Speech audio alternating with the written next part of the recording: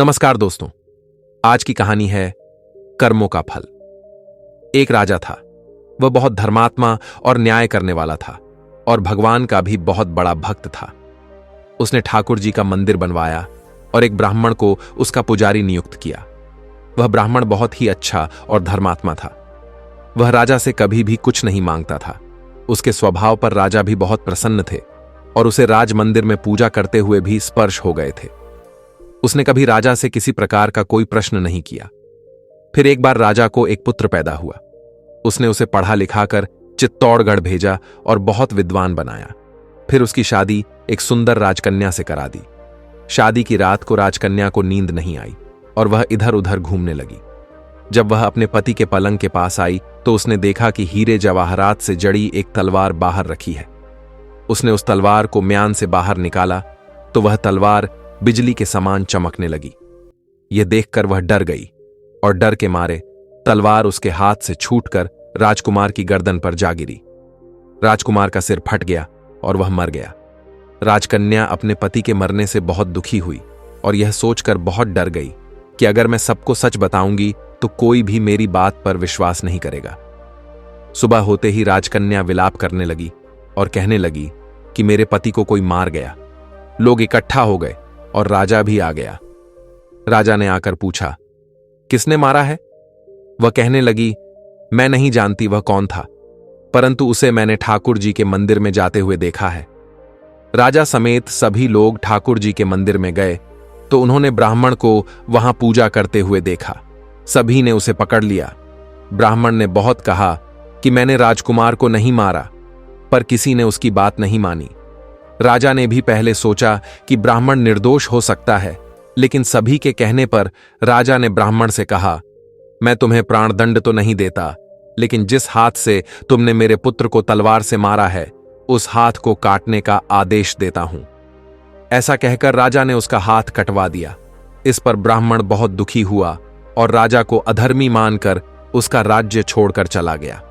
उससे फिर बहुत खोज की कि कोई विद्वान ज्योतिषी मिले तो अपने बिना किसी अपराध हाथ कटने का कारण उनसे पूछूं। फिर उसे काशी में एक विद्वान ज्योतिषी मिले। वह ज्योतिषी से मिलने उनके घर गया तो वह ज्योतिषी वहां नहीं थे। उनकी पत्नी उनकी आलोचना कर रही थी और उन्हें बहुत भला बुरा कह रही थी। थोड़ी देर में वह ज्योतिषी घर आ गए। उनके घर आने के बाद भी उनकी पत्नी उनका तिरस्कार कर रही थी, परंतु आशीष चुप रहे और उन्होंने अपनी स्त्री से कुछ भी नहीं कहा। इसके बाद वह अपने गद्दी पर जाकर बैठ गए। ब्राह्मण को देखकर ज्योतिषी ने कहा, कहिए ब्राह्मण देवता, आपका कैसे आना हुआ? ब्राह्मण ने कहा, आया तो अपने बारे में पूछने, लेकिन पहले आप अपना हाल बताइए कि आपकी पत्नी अपनी जुबान से आपका इतना तिरस्कार क्यों करती है?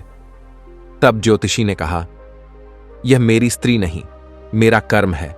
दुनिया में हम जिसे भी देखते हैं, भाई हो, पुत्र, शिष्य, पिता या कोई भी संबंधी, वह सब हमारा अपना ही कर्म है। अपना किया हुआ कोई भी काम शुभ हो या अशुभ हमें भोगना ही पड़ता है। इसलिए मैं अपने कर्मों को खुशी से भोग रहा हूं।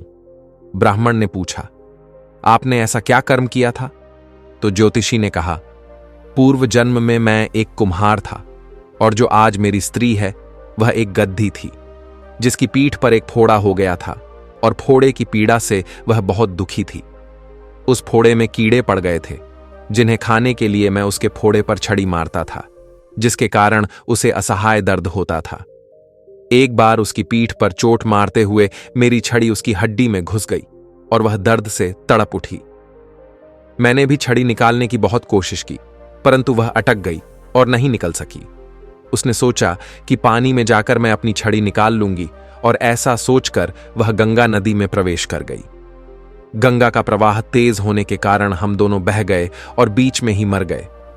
तब गंगा जी के प्रभाव से यह तो ब्राह्मण बनी और मैं बहुत बड़ा ज्योतिष बना, और आज यह मेरी पत्नी बनी है, जो कुछ दिनों के लिए मुझे अपने मुंह से गाली निकालकर मुझे दुख देगी।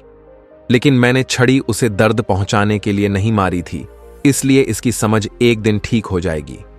अपने पूर्व कर्मों का फल समझकर मैं इसे सहन कर रहा हूं, और मैं इसलिए ही शांत हूं और उस दिन की प्रतीक्षा कर रहा हूं जिस दिन इसका स्वभाव अच्छा हो जाएगा। अब आप कहिए कि आप यहां किस लिए आए हैं। ब्राह्मण ने अपना सारा समाचार सुनाया और पूछा, क्या मैं अधर्मी हूं, पापी हूं? मैंने कुछ भी नहीं किया, फिर मेरा निरपराध हाथ क्यों कट गया? ज्योतिषी ने कहा, राजा ने आपका हाथ नहीं कटवाया, आपके कर्म ने ही आपका हाथ कटवाया है। इस पर ब्राह्मण ने पूछा, ऐसा किस प्रकार हुआ? तो ज्योतिषी ने कहा, पूर्व जन्म में आप एक तपस्वी थे और राजकन्या गाय थी तथा राजकुमार एक कसाई था। जब कसाई गाय को मारने लगा, तब गाय अपने जान बचाकर आपके सामने से जंगल में भाग गई। पीछे से कसाई आया और आपसे पूछा कि गाय इधर तो नहीं आई। आपने जिस तरफ गाय गई थी उस तरफ अपने हाथ से इशारा किया, तो कसाई ने जाकर उस गाय को मार डाला। इतनी में जंगल से एक शेर आया और गाय और कसाई दोनों को खा गया। कसाई को राजकुमार और गाय को राजकन्या का जन्म मिला।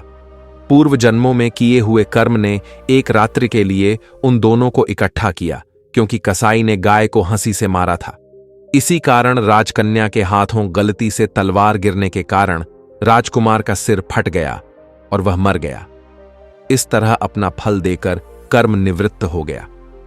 और तुमने हाथ से जो इशारा किया था, उस पाप कर्म ने ही तुम्हारा हाथ कटवा दिया। इसमें तुम्हारा ही दोष है, किसी और का नहीं। ऐसा सोचकर सुखपूर्वक अपना जीवन व्यतीत करो।